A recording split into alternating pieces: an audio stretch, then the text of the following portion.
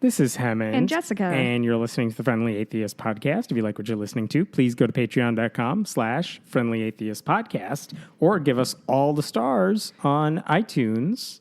Yeah, and now, if you're a donor, you can hear our bonus episode of Hemmant and me and my husband watching Star Wars. It is up. Every patron should have gotten that. Yeah. And by the way, from this point on, we're going to try to put all the episodes also on Patreon under patron-only posts. Mm-hmm. So anyone who gives, if you say you want any reward for like the $1 level, you will have access to that feed. So for some people, that's easier than trying to listen on iTunes or whatever else. Sure. So yay.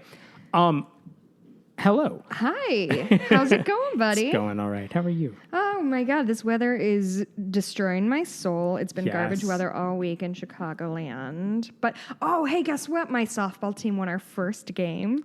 Nice. We are now something in the neighborhood of 1-8. But playoff bound. but we have a lot of fun. And I pitched real well this game, so I'm just... You're a pitcher now? Okay, the surprise in your voice is frankly insulting. I'm very athletic, despite what everything about me would tell you. Very nice. Yeah, so this week, huh? This week, so much craziness. So... And the weird thing is I actually don't have that much, because we talked about Jeff Sessions and his Bible verse last time. We did. There's nothing else religion focused other than... Are you sure? Because I heard that Jeff Sessions' church just charged him with violating church rules. We'll talk about that. Okay, yeah. So there is some stuff. There is some stuff. Okay. In my head, I'm like, oh, there was all this other things. Nope, it's all that. And it all ties back to evangelical support for what they're doing. All right, let's start with something different, and we'll get back to that in a little bit. Okay. Okay, in South Australia, they have a law that's going into effect this October that will require, it'll require Catholic priests, among others, to report confessions they receive of child abuse. So you step into the confessional booth, you say, Father, I've sinned, I molested a child. If you do that, they can't just say, say your Hail Marys, bye. Yeah. They have to tell the police. And this isn't that weird. Teachers already have to do this. I mean, teachers, really anyone who works with children. Yeah, social workers, therapists. If you learn about abuse, you have an obligation to report it to authorities. Right. And this is for the best interest of the child. You are protecting their safety. Even if they come to, even if you don't need to justify why it's a good thing that if you're getting abused, you should tell someone. No, one discussion we've had when I was a teacher is, what if a student confides in you that maybe they were cutting themselves or something serious like that? Do you have to tell? The answer is you have to tell the counselor. You have to tell authorities. You start with the counselor. And the reason was, it doesn't matter if you're breaking their trust. This is bigger than that. And it's more important. So anyway, basically the law no longer has like a religious exemption to that rule. So the biggest way this would manifest itself is that Catholic priests, when they hear confessionals, they would have to report those things to authorities as well. Right. Now, the problem with that for some Catholic priests is that they say when you step into the confessional booth, you are making this, you're sharing this with God. This is an unbreakable seal. This is sacred. We cannot tell people what you tell us in the confessional booth. It destroys the whole meaning of confessing. And so the person who's really making this case, his name is Bishop Greg O'Kelly. He's the acting Archbishop of Adelaide. He's the one who spoke out most vehemently against the new law that's not yet into effect. Have they been tossing this around for a while, or was it elsewhere that they talked about it? They were talking about it. I'm sure this has been discussed in other places, but they actually passed the law in South Australia. I feel like we talked about something a few months ago that somebody was like, I would rather go to jail than violate my sanctity. That's right. And I don't remember if that was in the same place or not, but they're having the same discussions. And part of the irony here, is that he's the acting Archbishop of Adelaide. Why is he the acting Archbishop? Oh, no, you're fucking kidding me. Because the actual Archbishop was convicted of covering up child abuse. Are you fucking kidding me? That's why. And by the way, Australia, you might remember, had that Royal Commission do a whole big expose and report about the harms the Catholic Church caused. They did an in-depth investigation. Pell had to That's part of it. Is that Cardinal part of the Pell came home to have to basically go on trial for this stuff. It's all part of the Royal Commission's thing, and this is part of how they're responding to it. They're putting these, the dog did some dog stuff. She scared herself by sniffing your equipment. Not your recording equipment. Gross. Go ahead. So, this is the way they're responding to the Royal Commission. By the way, there's another priest who, one of the things that came up in a lot of the news reports about this is there was a priest in one of the cities in South Australia. His name is Father Michael McArdle. I'm going to read this from a newspaper article. He confessed 1,500 times to molesting children to 30 different priests. What? Over the course of 25 years. That's 1,500 times he was basically forgiven and told to go home and pray. I'm sorry. I missed the beginning of your story. You said it was an undercover reporter who did all these things, right? No. This is just straight up. I need to believe. Nope. This is a priest. Can I have this for once? No, you can't. 1,500 times he confessed to molesting children, and they did nothing about it because no one knew, because the only people he told were other bishops or whoever was hearing the confessional. And so, by the way, if you do the math on that, 25 years, 1,500 times, that's more than once a week. Well, that's upsetting. Yeah. That's the secret that Greg O'Kelly wants to protect, apparently. How brave of him. And if kids suffer, well, as long as God's happy with it, right? Yeah. I have another Australian. Are you done with this? I'm going to add one more thing. So there's a, I think, Daily Show commentator, Charlie Pickering. He's the host of a satirical show called The Weekly. He did a short rant about the craziness of church leaders trying to block this law. And he was the one I was quoting about Father Michael McArdle. Mm-hmm. And one of the things he said, I'm going to quote this too, because he said it really well. It wasn't even funny. He was just straight up pissed off. And he had a right to be. He said, the church is fine with laws that protect it from paying tax, but refuses to abide a law designed to protect innocent children from abuse. If O'Kelly has his way, victims could be left without proper justice, while abusers are able to alleviate their guilt and shame. Rather than protecting victims from predators, they're protecting the predators and doing it in God's name. Wow. Yeah. Well, that puts a bow on it. Yep. I mean, he said it well. That's the issue. This law doesn't go into effect in October.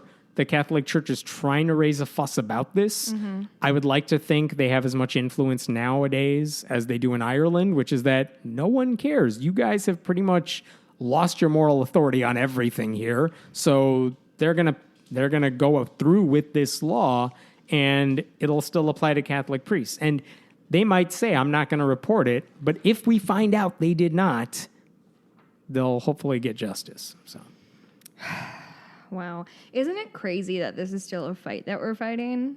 Which one? Catholic Church child abuse? Yeah. I mean, yes. Of all and everything variants on it. Right. I mean, everything that's happening right now feels very, very black and white, good guy, bad guy, which is almost an unsettling place to be in. Yeah. There are some moral ambiguities when it comes to religion and who's right and religious rights, and this isn't one of them. I don't think so. And I mean, the same thing that's going on in the border and all that. Like, it just feels like very flagrant. Like, it feels. This isn't a both sides thing. Yeah. Don't. What was the New York Times awful headline? Like, as basically they put babies in baby jail, the other side has harsh words. Oh yeah. I'm not paraphrasing it right, but like that's the idea. Yeah, I mean, I was arguing with somebody on Facebook, as is my want. Mm-hmm. Don't come at me. I've heard of that. Yes.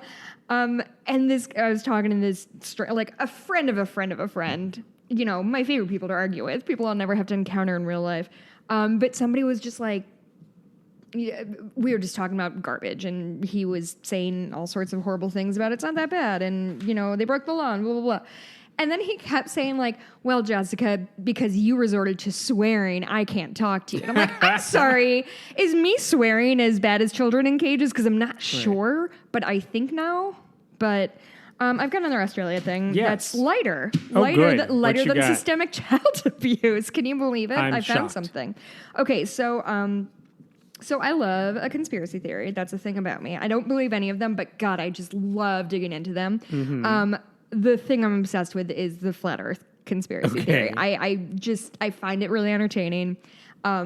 I know I name check this podcast all the time, but Ona Ross and Carrie has like an ongoing flat earther thing. And the latest episode, 10 out of 10 would recommend, because Ross joined with the Flat Earth Society and tried to do an experiment to prove that the earth was curved. And hilarity ensued. It's very, very, very good. But I found this post, and I just want to read it in its entirety. Is that okay? Go for it. Have you ever been to Australia? No. Australia is not real. It's a hoax made for us to believe that Britain moved their criminals to someplace. In reality, all these criminals were loaded off the ships into the waters, drowning before they could ever see land again. It's a cover-up for one of the greatest mass murders in history, made by one of the most prominent empires.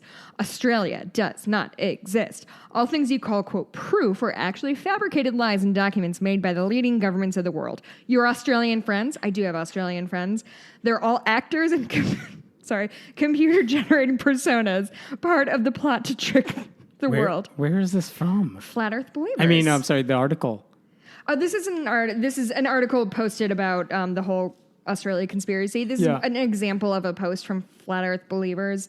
And they thought really encompassed the whole argument pretty well. If you think you've ever been to Australia, you're terribly wrong. The plane pilots are all in on this and have, in actuality, only flown you to islands close nearby, or in some cases, parts of South America. So South America is real, but Australia isn't. Just keep that in mind. Where they have cleared space and hired actors to act out as real Australians. Australia is one of the biggest hoaxes ever created, and you've all been tricked. Join the movement today and make it known that they have been deceived.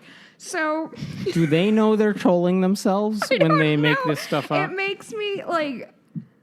I think the reason I like conspiracy theories is because we dig so much into, like, people doing really horrible things for really horrible reasons, that stuff like this feels like... almost innocent of like, oh, honey, you think this is the bad shit that's going on in the world? Anyway, I lived in Australia for like 6 months. I stayed in Australia for like 6 months. Apparently the guy... You were somewhere on an island I owned was by somewhere. somebody. I dated a handsome actor, I guess. He taught me how to surf. He doesn't exist. He was all in your head. Listen, good acting, I guess. You got me, buddy. Anyway, I just thought maybe that was a lighter-hearted thing. Also, it's always worth saying that, remembering this. I feel like right now we're really deep into like the religion thing, but Listen, my passion has always been skepticism. Listening to this podcast from Australia, you're not. You're not. How dare you? First of all, how dare you lie to us? Mm-hmm. Second of all, nice acting. Pinch yourself. Dudes. Because I wonder where my parents went when they went to Australia then. They lied to you. What about in New Zealand? And like where, like, is like Papua New Guinea real? Or is that where it ends? Sydney Opera House is just a pop-up. I mean, of all the buildings that look fake. Yeah. I'd give you Sydney Opera House. Oh, flat earthers. Oh, That's the smartest thing you've said so far. Just bless their hearts. Here is a amusing one. Yeah. There is these two Christian women. They do a YouTube channel. Oh, God. I watch them because you hate they're yourself. not them. They're not the reason I hate myself. I watch them because I'm like, they seem normal. And it's like, oh, they're Christians and they're talking about Christianity. Uh-huh. There's no reason to be upset by that. I think they're wrong, but that's whatever. That's not a big deal. And I'm like watching them slowly descend into like fundamentalism, but they're taking their time with it. Sorry, you mean in the course of one video or just like through their journey? Over the course of at least the past year. Really? Because they started out talking about generic things and how God improves your life, which is, fine, whatever. But now they're slowly getting into, they're in serious relationships. They're getting married. And now they're talking about how God influences, their married life. And now you could see, because like they would never talk about homosexuality. This is what a lot of Christians who are really disturbed by the conversation, like the stigma attached to like evangelical Christians who are anti-gay. They don't want to deal with that. Yeah. It's like what Joel Osteen does. He just never talks about it. If you don't acknowledge it, it's not a problem. Right.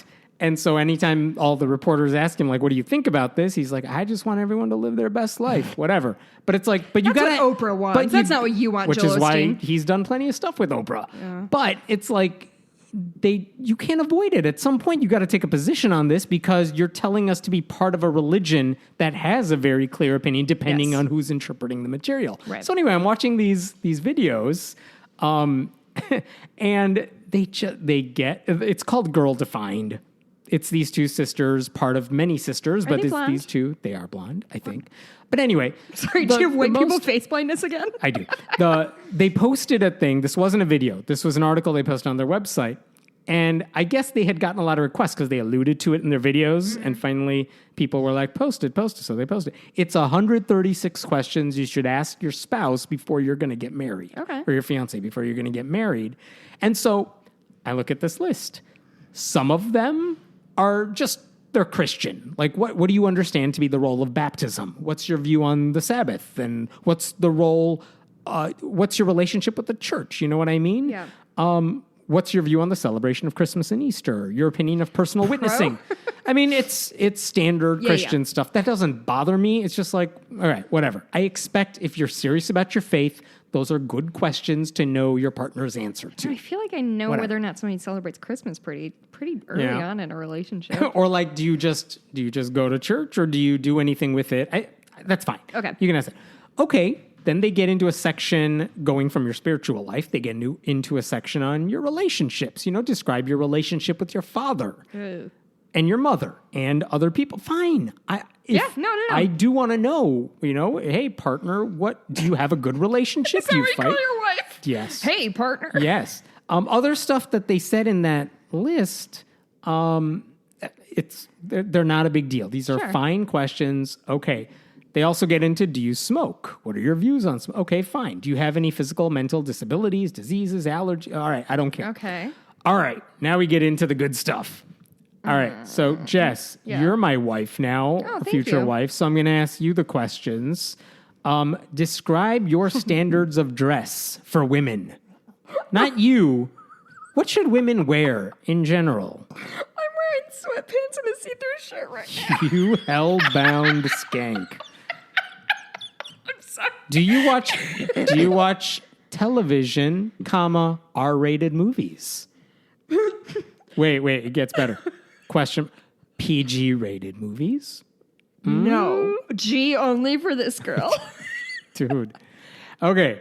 Have you ever been exposed to homosexuality?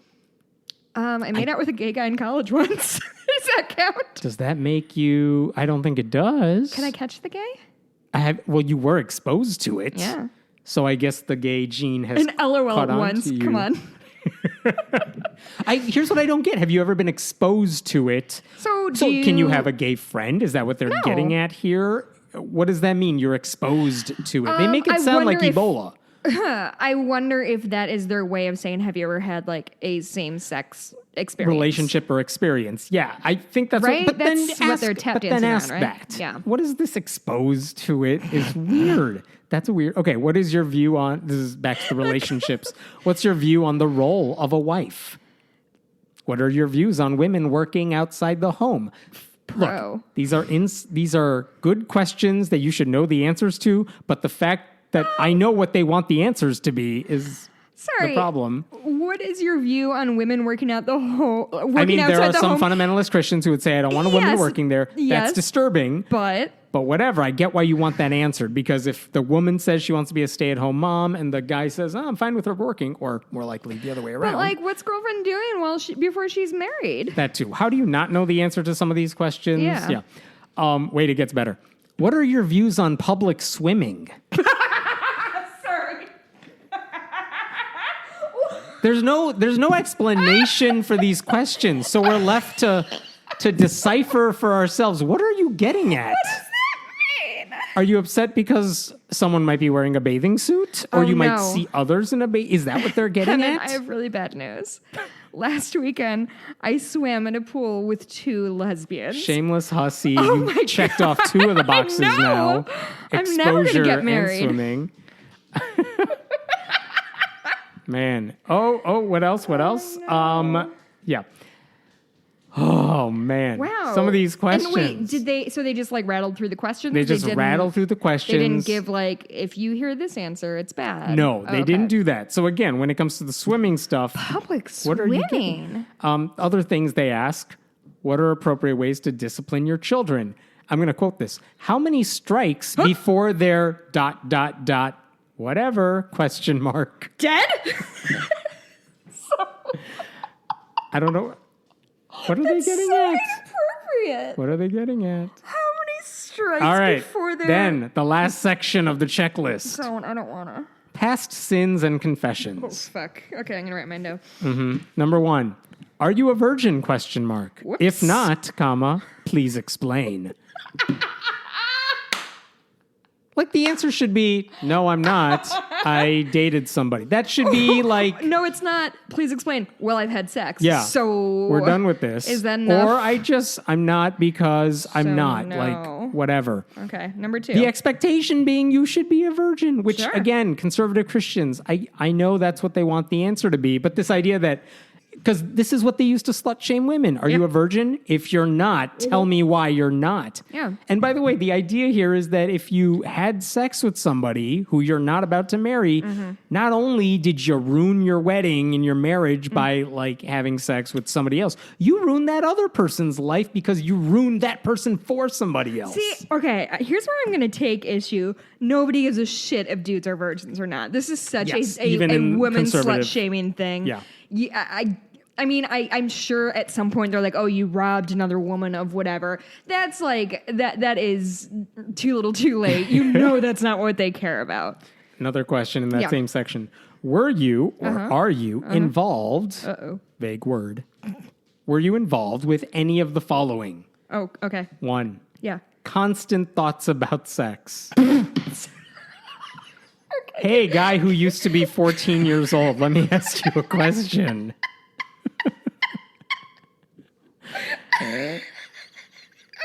All right, number 2, masturbation. Whoops. Number 3, homosexuality. Again. 4, pornography, which again, there's a difference between seeing Wait, it and what being if- addicted to it. Are you involved? Involved. Again, decipher that. Like, I assume they're meaning, have you seen it or do you watch it? But like, okay. Is that like an invitation? Do they want to watch with me? Like, They do not. Number 5, X-rated videos, comma, games, comma, internet site. First of all, X-rated videos? Really? That's porn. But That's what porn videos? is. Games? No, there's definitely video games that involve. I don't like, think they're talking Grand Theft Auto, like... Then what are they talking about? I Can you have sex in video games? Probably. It Oh, feels I'm like- sure. I wouldn't know because I No. don't play them. But No. like, there's violence more than there's sex. But like, I'm sure you Sure, can. there's at least. I'm boobs. sure there is. I wonder if there's any dongs in video. And then the follow-up question to all of Oh. this: if you were involved in any of those activities, If but yes. are not now, why did you stop? Because you're asking me these fucking questions. And if you're still, Well, I can't be watching porn right now. and here's the one that really bothered me: I'm talking if to you're you. if you're still involved, are you willing to seek outside counsel? So if you For- think about sex, if you masturbate, Wait. if you watch porn, if you have gay all friends, of- are you willing to seek outside counsel? I think that's what. Again, they did not write this like, list. They how is also that culled it from conversation- John Piper's Desiring God website, a preacher, I believe, Stacey McDonald. Like, they got it from other conservative sources and modified it for their own ends, but they're pushing this on young girls. That's the idea. That's why they're sharing it, because their audience is a lot of younger women. And the idea, like, what's behind some of these questions? I just hit my dog with a sling toy, so. Well, now you're going to hell too. But they I didn't know, ask about it's that. all garbage. You know what? It's so what can I say? That's not been said a million times. It's all fucking garbage. If you want to masturbate. If you're gay, fine. Like Jesus. And if you Christ. care about what other people do, here's the problem. I think I don't know this girl. I don't know her fiance. I don't know anything about their relationship. So believe me, I'm not judging. I could care less what their relationship is like. But my fear is that a lot of people who might use a checklist like this, they're going to ask their partner these questions. Let's assume they're asking in all sincerity, they believe the conservative Christian response to all these questions. They're going to ask, and a couple of things are going to happen. The person they're asking, probably the guy, is totally going to lie about everything. Correct. Which is a whole different problem. Correct. That you don't want to deal with. If you can't talk about this stuff openly, we got an issue. But the other thing is it suggests that if you have been exposed to this stuff or your partner was exposed to this stuff, there's something wrong with them that needs to be fixed. Exposed is such a loaded phrase. What does that say about how they view everyone else? I mean, again, I know the answer to that question, but like, man, they think so horribly about everybody. Yeah. It's the idea that we're more moral than everybody else, which we'll talk about Jeff Sessions soon. Like, no, you're not. And this doesn't make you better than people, but that's the intention of this checklist, to make sure we're living holy lives better than everybody else, right, with their constant swimming and... What is the swimming thing? So I don't know. I've thought for a week about the swimming thing because... Is it like skinny dipping? No, because you could wear the burkini and I think they would be upset about it and just cover your whole body. It doesn't matter. They're upset. Maybe you're going to be seeing other people in bikinis and how dare you. That one's truly befuddling. Anyway. I'm really like going over... That is way more time than I intended to spend on the checklist. Given all the other stuff I want to talk about, but... What else do you got? Let's talk about this thing going on in Canada, because, hi, Canada. What's Canada up to? In Alberta, They just passed legal weed. They did. So is that what we're going to talk about? It's all going to be good news. Yay, you did something Canada, right. You guys are really knocking it out of the park. Canada as a whole. I get it. Good on you. The bar is low, and also like maybe look into your indigenous population. But other than that, y'all are like knocking it out of solid B+. Canada as a whole, way better than certain parts of it. So in Alberta, there is basically a law that last November in Alberta, they passed a law basically saying schools, if kids join an after-school club, that's fine. Let them join the damn club. The basic law said unless a student was under direct threat of harm, administrators can't just out you against your will. Okay. The law basically said if you're a member of the Gay Straight Alliance at school, you can't. The school administrators can't go to your parents and say, "Hey, your kid's part of the GSA. You should look into that." And the thing is, 25 faith-based schools, almost all Christian Catholic schools, filed a lawsuit, and the group organizing all this is the Justice Center for Constitutional Freedoms, which is their version of like a Christian right group in the U.S. They are backed, I believe, by the Koch brothers. It's a conservative group. But 25... The Koch brothers? Yeah. What are they doing up there? There are monsters. Tentacles everywhere. But basically, they're filing a lawsuit to say we have a religious right to do what we need to do with regards to students who may be involved. Okay. And one of the parts of the lawsuit says that parents are alarmed at the, quote, climate of secrecy the legislation creates. It strips parents of the ability to know where their children are, who they're involved with, and what they may be encouraged to think or do. Okay, you lost me there. Because what do you think the Gay Straight Alliance Club does? Oh, it's a circle jerk. Have you never been to GSA? Here's what two of the parents who signed the complaint say.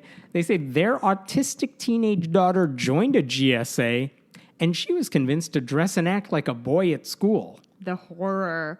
That honestly, has never happened ever. That's not what these clubs do. But Hammond, if it did, that's the worst thing I could literally imagine in my life. So these people are right to file suit. Yeah. But this idea that if a kid, think about this. Why do so many students join gay straight alliances at their school? Same reason they join secular student alliances, maybe to a way lesser extent. Why they join Campus Crusade for Christ or Fellowship of Christian Athletes. Because you want a safe space to discuss your beliefs or to meet like-minded people and to talk about these issues that mean something to you. Because there's usually no real place in the school classroom to discuss all these things for good reason. Appropriately so. Yeah, so you join an after-school club to do it. What these schools want to do is to say it's not enough that you're part of an after-school club. We're going to tell your parents where you're at, which means the safe space that these clubs provided, that is no longer safe for some kids. So what's going to happen as a result? If the lawsuit is successful, kids won't join those groups because think about this. If they have parents who would not support that decision. And those aren't the people who need to be in those groups. Yes. And the kids who aren't telling their parents they're LGBTQ or even an ally in some cases, the ones who aren't telling their parents are the ones that need the secrecy, Or at least just say, I'm after school for something. Right. I know kids who have done that. They're just saying, I'm after school for a chess club. Mine but was they might always drama club. There you go. Drama club meets every day, all the time. Yep. Sure it does. It was a cult for sure. Yeah. And one of the people, the president of that religious right group, John Carpay, he said it should be up to teachers and principals to decide when and how to contact parents about these things. Here's his quotation. There are a handful of parents who will beat their kids for coming home with a bad report card. Do you respond by withholding all report cards from all parents? Holy shit. That's his that comparison. Went a lot of weight. Yeah. Whoa. So if they beat you about a report card, you're not going to keep those a secret. So I guess if they're going to beat you for being gay, sorry, that's we shouldn't. a principle of human children? What the fuck, dog? Parents have a right to know because they get to administer justice to their kids by dating them. Okay. That's his argument for his side.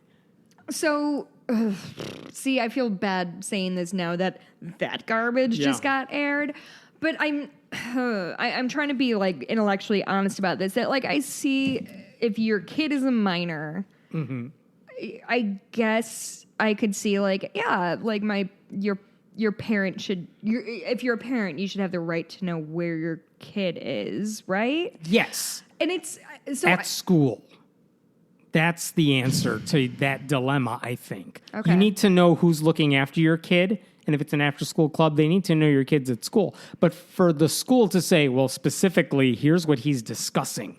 Do you know how many kids I've taught over the years who talk about their relationships in the class? Sometimes to be me, but mostly to their friends in class. Give them advice? No, not necessarily. But they'll talk about it just casually, like, oh yeah, we're dating now. Or kids will be like, hey, you know those two kids who flirt in class? They're dating now. It's like, okay, I mean, I don't care. Shut up and do your homework. That's fine. Yeah. That happens all the time. Kids confide in teachers and coaches about a lot of things. And again, going back to the like confessional booth situation, if there's no harm being done, no one's going to report that stuff, nor should you. Yeah. They trusted you. They expect you to keep that trust. Fine. What these people want to do is to say it's not enough to say your kid's safe, your kid's at school. It's we need to tell your parents what you're discussing, who you're with, all that stuff. It goes beyond what these parents should expect. It's basically saying I just want to just put a spy camera on your kid if that's how you icky. feel. It feels icky. It's wrong. It reminds me of a thing I saw a little while ago about there's certain I don't know if it's software or something like that. So on your computer, you as a parent can like see your kid's whole internet history. Either the browser history or a keylogger or whatever. Yeah. And I'm so of two minds on that because on the one hand, like when the example that was used, which is an extraordinarily valid thing, is if you are a gay Mormon kid or like, you know what I mean? Like a kid whose if you're looking up stuff online. Yes.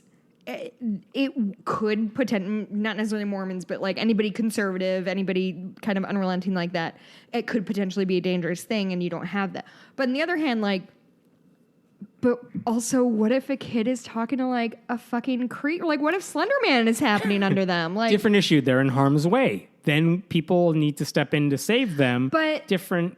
But do the parents have the right to monitor their kids' online activity regardless? That's between you and your kid. Yeah. And that's a different issue. Like, I won't trust those parents as a kid. I wouldn't trust them. I wouldn't tell them anything because I know they're looking after me, which will make me have even more secrets and never talk to them about anything. Yeah, that's a good point. That's a separate issue. But when the school's involved... And then Cylinder Man happens. Yes, but to have the school tattle on you for something that's not a problem. That's 100% right? garbage. Yes, and yes, that's the yes. issue I'm just trying to... Yeah, as a parent, if you want to stalk your kid, like, I'll judge you. Weird, but okay. There's plenty of parents who do things I don't like. I mean, every parent will tell you that about every other parent. Yeah. I hate how they do it. But whatever, it's not your kid. They get to be a parent and they can be awful at it. I just realized I'm weird about like the way certain people walk horses. I can't imagine as a parent I'm going to be a super chill. Like every parent judges every other parent. It's wonderful. Man. And then you go to like daycare and they're like, hello, will you bring your kids? Yeah. And I'm like, what are you thinking about me? I don't know what I did, but Oh, I got a happier story. Do you have any parent friends? You shouldn't think this long. I was thinking, and your own parents do not count. You even specified beyond friends. Oh, it's not a friend, Hammond. Do you have kids? No. Then I have my no. dog. Look how good she is. I think she's knocked out. Yeah. I did drug her heavily before this. Do I have you parent drug your friends? kids. Yeah, but I don't hang out with them very much. Maybe once every long while, not regularly. They're too small to have their own friends where we'll hang out with them. Sure. You know, when they're a little older, different Do you story. have like play dates? Is that a thing? No, they're in daycare. They have play dates every day. But also, to be fair, before you had kids, you didn't have friends either. So No. it's not like you want to interact with other humans. That's why we had to have two, so they have a friend. Just a quick sidebar. A couple people reached out to me because I'm going to be in Seattle, and people were like, "Oh, are you going to do a meetup?" And I asked him, "Has he ever done a meetup?" And he's like, "Not really." I'm like, "Of course he hasn't fucking done a meetup. He doesn't want to talk to anybody." It's been a long time since I've done a meetup. Which is to Anyway. say, I was going somewhere, and I'm like, "Hey, I'm gonna try to set up a thing. If anyone wants to come." The only one I can remember is at the Reason Rally in 2012, and it was wonderful. And everyone who stopped by was wonderful, but I was really sick. We were supposed to hang out at the Reason Rally, and Nope, ditched you for other s- friends. Well, first of all, you told me you couldn't breathe. That's true. Like literally, before, I was passed out at the before thing. I wrote for Friendly Atheist, before I'd ever met Heaven. I think I just emailed him as a reader, like, "Hey, my boyfriend and I are driving overnight to go to Reason Rally," and you're like, "Cool, come meet us." And I was like, "Cool," and then A lot he of people. ditched me. I was really Never embarrassing. again. It's all good. I was embarrassed. Here's a happier story. Let's go Seriously watch happy. DC again. Okay. All right. Then we'll go to DC. This week, Mike Pence did a Republican fundraiser in Pennsylvania. And there's a lot of people who are liberals in Pennsylvania. Yeah. And one of them is State Representative Brian Sims, who is one of the handful of openly non-religious elected officials in the country. Yes, Brian, get it. And so Brian posted on Facebook, I want you to come over and see this if you could take off your headphones without doing the equipment stuff. He just posted a picture on Facebook. Voila. Oh, he's very handsome. He's gay. That is incredible. Yeah, it's a great picture of Brian basically sticking his middle finger up. And here's the caption: "Official welcome. Vice President Mike Pence, let me be the first person to officially welcome you to the city of brotherly love and to my district in the State House. To be clear, we're a city of soaring diversity. We believe in the power of all people to live and to contribute. Black, brown, queer, trans, atheist, immigrant. We want you and will respect you. So keep that in mind while you're here raising money to attack more families, spread more lies, blaspheme with your Bible, and maybe even talk to a woman without your wife in the room." Brian Sims 2020! He goes on, "We have plenty of them, and they're pretty much all more powerful and more real than you've ever been. So get bent and then get out." He told the vice president to get bent! Oh my God. State official. Love it. And by the way, if you're offended or you thought his rhetoric went too far, Mike Pence is putting babies in jail, so shut up. Right? No, it's just also dystopian. I'm in love with him. Oh, he's fantastic. By You the said way, he's a state representative? he's state representative. He's been reelected a couple of cycles. Like, he's not brand new. Yeah, because he's the best. By the way, one commenter on that post said, "Fox is going to have a field day with this." And Brian responded, "I've got one on the other hand for Fox News." Yes. Yeah. By the way, in 2016, if you look up Brian Sims, he gave an incredible speech against a really awful anti-abortion bill in 2016. I believe it passed, but he was one of the minority liberals who were like, "No, this is an awful, awful idea." And his speech was just, I think that's the first time I saw him really get into the limelight, because it's like, oh my God, you got to listen to the speech this guy is giving. I'm swooning. Amazing. I'm swooning over the guy. So he's awesome. So check that out. I also have a amusing story. Yes. So there's a man in Vancouver, head back up to Canada. His name is Douglas Bevins. Mm-hmm. And he was at a car-free event. I don't know what that is, but Okay. he decided to sell keto or keto? Do you know the diet is keto? I think it's keto. Keto compatible, unfiltered hot dog water for $37.99. Hot dog water. Hot dog water. He you know, there's It's almost like asparagus juice or whatever they called it. You know those Vios or Vios like water bottles, but they look like capsules? Sure. Kind of. So they're those, and they literally just have a hot dog in them. So it really is like those asparagus ones. The most but literal. with the hot dog inside. But with the hot dog. So so his goal was to make a point about how marketing of health claims backed by science bullshit helps sell any kind of trash. So he's like, real deal on the ground. He's a performance artist in real life and a tour operator, but he promised customers that the water would lead to increased brain function, weight loss, and a youthful experience, even erasing crow's feet when applied to the face in the form of a lip balm, which my God. He also happened to sell. Quote, he's this man. Quote, we noticed that some people were rubbing lip balm on their crow's feet and they were swearing the crow's feet were disappearing before their eyes. One man who rubbed the lip balm on his dome sent him pictures suggesting it promoted hair growth. Well, many people laughed. I really hope he has video while he's doing this. I hope so too. While many people laughed, he said others were impressed by the health benefits it experienced with his unique products, including body spray and hot dog water breath freshener. Yes. Are you ready? Buckle in. He sold 60 liters worth of the product.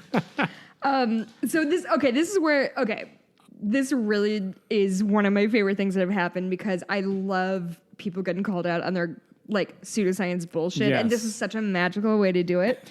He told people, and this is the best like pseudoscience logic is my favorite. He told people the water creates quicker sodium uptake for good health, uttering quote, because hot dog water and perspiration resemble each other, so when you drink hot dog water, it bypasses the lymphatic system, whereas other waters have to go through your filtering system. So really, hot dog water has 3 times as much uptake as coconut water. Quote, we're helping people, empowering them to use... I'm sorry. That was all his bullshit. And then he said about like his sort of experiment, we're helping people, empowering them to make informed decisions in their purchasing choices. That's a message. He wants consumers to bypass slick marketing, think about what they're buying, especially in the age of social media clicks. He said he thought of it as an art performance. And he said, art, I think, has a way of doing this better than if this was a public service announcement. There's an image attached to it, and that it's ridiculous. I love this man. He's the real hero. Canada, congratulations on producing Douglas Bevan's Canadian Hero. It's so perfect because it's so close to reality with like asparagus water. Good job, but sir. just like Good toes job. that line into absurdity, but doesn't jump over it. Anyway, it's like those people who are like, can you sign my petition against dihydrogen monoxide? Mm-hmm. It's killing everything. Yeah, it's in everything. Every person who drinks it dies. Yeah. Those are pretty good ones, too. Those are good. This is Focus on the Family, Christian group that is now a church. Remember, they're a ministry.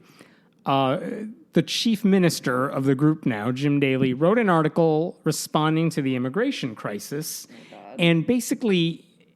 he wanted to say what's happening is horrible and how dare we do that. But again, this is Focus on the Family. You can't just condemn Republicans. No. What are you going to do? Your membership's going to, So he couldn't do that. So what does he do instead? Because he can't say baby jails are good. So here's what he basically wrote.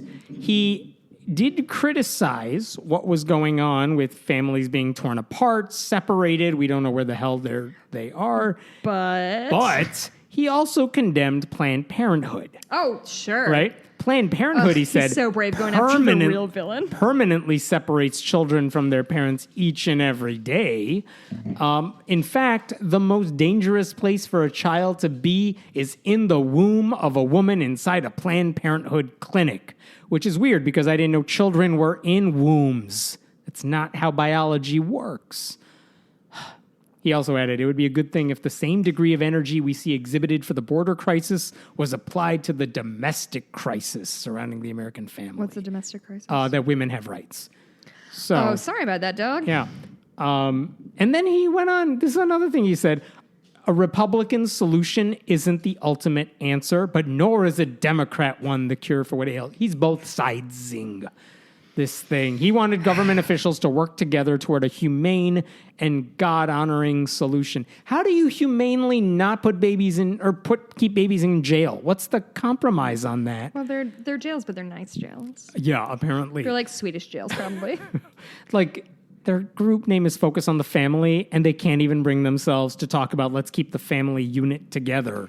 How useless have they become? Yeah, I think this crisis that we're dealing with right now has brought out the worst whataboutism in the country of just like, well, yeah, we're worried about these kids, but what about soldiers? Like, well, okay, we're not talking about that right this second, but like, I appreciate your concern vis-a-vis soldiers, or just, I mean, this has been a masterclass in bad arguments and arguments that lead nowhere and are circular. And anyway, it's just been an upsetting week all over. Here's, while we're on the subject of Focus on the Family and everything they care about, this is a story that I did not see coming, but someone alerted me to it, and I'm like, oh, well, this is sad. I've never heard of the man. His name is Rory Feek, F-E-E-K. He's a country musician. He has written songs for a lot of other musicians that if you're a fan of country music, you've probably heard because they topped the charts there. Mm-hmm. So this guy is well known in that community. He's well respected in that community as a writer. And I guess he just came out with the book this week, his memoir. It's called Once Upon a Farm, because that's where he grew up. And it's a story about his wife, second wife, I believe, his wife, Joey, who died of cervical cancer in 2016. And kind of the background of the story is before she died, they had a daughter who was born. Her name is Indiana Boone. All right. Okay. She has Down syndrome. And so when his wife died, he's now a single father to this girl that has special needs. And so he has to take care of that. It's incredibly hard. And on top of that, from his previous marriage, he also has 2 other daughters, and they're helping him, but like he's a single father now. Yeah. That's really, really hard. So he wrote this memoir. He is devoutly Christian, and he talks about that in the book too. So you would think, oh, no wonder a Christian publisher wanted him to write this book. This is a compelling story by a guy who's well-respected. And my goodness, look at the challenges he has to deal with now. And how is he dealing with it? And how is his faith helping him overcome those struggles, I'm sure. Like, that's the gist of the book. But he posted something this week on his personal website, the day of the book's release, I believe on Tuesday, where he said the book isn't available in most Christian bookstores. It's not being sold. And really? The reason, he basically said, they didn't give him a specific reason, because again, as an author, you're not really talking to the bookstores. Once Upon a Farm. That feels like Christian bookstore right. fodder to me. Right? He thinks, he's like, I know why. It's because of a single chapter where I really talk about my 2 other daughters, not the one with Joey, but the 2 older ones. And the thing is, it has nothing to do with the divorce and the remarriage. That's fine. Okay. It's not even the issue that his older daughter, Heidi, is an open atheist, which he talks about a little bit in the book. Cool. Very much of a live and let live kind of family. Like, I raised you this way. You have your beliefs. I disagree. Whatever. Yeah. You're a good person. That's pretty much, they don't care about that either. He thinks the issue is his middle daughter, whose name is Hopi. She is Hopi, H-O-P-I? Like the Native American with tribe? An E at the end. Hope. Okay. Yeah. So she's a Christian also. What's the oldest daughter's name? Heidi. Oh, you did say that. Heidi, Hopi, and Indiana. And cool. Indiana Boone. And basically, Hopi disagrees with some church doctrine. And CBS Sunday Morning actually did a segment on his family talking about this story last week. Is he that prominent? He's prominent, yeah. So he's not a nobody. He's well known. Here's the section. I'm not going to read the whole thing, but here's the gist of it. In this chapter, he talks about Hopi coming up to him. This is shortly after Joey died. And Hopi comes up to him, and she's crying about something, not the mother, but saying, okay, just tell me, Hopi, I said again. It's okay. And she did.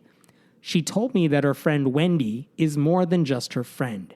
And they had been dating for almost a year, and she was in love. How old was she? She, I'm guessing late teens, maybe. Okay. I'm wrong. I could be wrong on that. But he writes, a tear started to fall from my eye. Oh. And she said, see, you're judging me. And without even knowing I was. No. She could see it in my face, see it in my eyes. She said, I wasn't going to tell you right now. You've been through so much. Immediately turning her pain to compassion for me and for Joey. Okay, so he admits in the book this happened. He did not handle it well. He wasn't sure how to take that information because, again, he's a conservative Christian. Mm-hmm. And he's also torn by the fact that Joey waited. Hopi waited to tell him this. She didn't say it when Joey was alive because she knew her stepmother would not approve of it. Jesus. Right? So she waited. And now that Joey was gone, she came out to her father. And so fast forward now, year and a half later, after she comes out, he is out of town somewhere. It is what would have been the anniversary of him and Joey's wedding. Mm-hmm. Hopi calls him with some news. Guess what? Wendy asked me to marry her. Aww. Silence. And then he writes, no, actually, there wasn't silence. I loved her too much to do that to her. Congratulations, honey. I said, I'm so happy for you, unquote. And the truth is, I was, and I am still. You're crying. Stop it. You're crying. So, great. He accepts her. That's wonderful. He goes on to write, and I think this is important, so I want to get this out. Basically saying, how does he reconcile that acceptance with his religious beliefs? And here's what he says. As far as the church goes, I am not the judge there either. My faith says that it's wrong for me. And so I will live my life trying to live what I believe. But Hopi's faith is her faith. It is between her and God and no one else. You and I can try to judge her and condemn her or anyone else, but honestly, we don't have any right to cast the first stone. At least I don't, not with all the stones I've thrown in my life. Okay. That's a really sweet story. I mean, it's about as honest and genuine a response you would get from someone I would in any other way be like, I would call this guy a bigot because those beliefs are harmful and wrong. But to watch him say, look, these are my beliefs, so I won't be gay, as if that's how it works. Right. But he accepts his daughter. And he's like, I'm happy for you. It's baby steps. Yeah, baby steps and big baby steps. And like, I approve of you and I love you. So anyway, look, this is probably the best you could hope for without the guy like not being. Yeah, I mean, I think in the confines of what he feels comfortable admitting to himself and to the reader, I guess. Yeah, I mean, I'm not going to say best possible outcome. It is super not, but like, good. He didn't disown his kid. No. And they get along. And if you watch the CBS segment, which we'll link to in the show notes, like they talk to Hopi. They talk to Wendy. And you could see the love between all of them. They get along well and they're tight-knit. Yeah, right? Like it's wonderful. Good on him. Good on that book. To be in love and happy. And again, Christian bookstores won't sell this book because it speaks approvingly of homosexuality. And not just homosexuality. A lot of books will do that, but specifically gay marriage. It speaks like it doesn't condemn gay marriage. That's no good for these books. And he didn't specify which ones, but Lifeway is known as the biggest Christian bookstore. They've said no to books for a lot of issues. Yeah. So, I mean, just the way if that's the state of conservative Christianity now, where this guy who is famous in his niche, who has that respect, who is a conservative and isn't afraid to say so. Yeah. They can go kick rocks. Hey, did you see the wine that we're drinking? What are we drinking? Prophecy. Isn't that cool? Interesting. I found it straight at the Target. I got you an $11 bottle of wine. Look at you springing. I know. Since you brought up the hot dog juice guy, this seems like a good time to talk. Do you want to talk about him more? Because I do. I want to talk about Gwyneth Paltrow's Goop. Wait, Gwen... Oh, sorry. Yeah. I heard Gwen Stefani in my head, and I was like, there's another one? As far as I know, she is not part of this. All right, Gwen. Gwyneth Paltrow, who is the one who said stick jade eggs in your vagina. They'll help you somehow. And you should try coffee enemas, because that'll help you somehow. Hey, guys, again, I've done this before. If you do a coffee enema, please let the coffee cool down first. Use decaf. I mean, it's basic hygiene. By the way, Goop now worth $250 million because Yeah, we America's talked about that. I was stupid, mad about right? that then, and I'm mad about it now. So they recently changed the website a bit, and I guess they're trying to be more mature is the wrong word, but because it's a $250 million company and they're beholden to more people and they're trying to avoid lawsuits and stuff. Oh, so they're being a little lighter with their claims? Well, not lighter with the claims. They're labeling the articles on their website with new tags. Okay. And so there's 5 new tags. For example, and here's the thing. Here's what they won't say. Jade eggs, this product is bullshit. They did not label it bullshit. I mean, honestly, that's not good marketing, so, like, I'm not mad about that. So here's what they're doing. There are 5 categories for articles and products. Number 1, for your enjoyment. Yikes. And they came with an explanation. There probably aren't going to be peer-reviewed studies about this concept, but it's fun, and there's real merit in that. There's real merit in the fun? In the fun. So some articles are for your enjoyment. Number 2, ancient modality.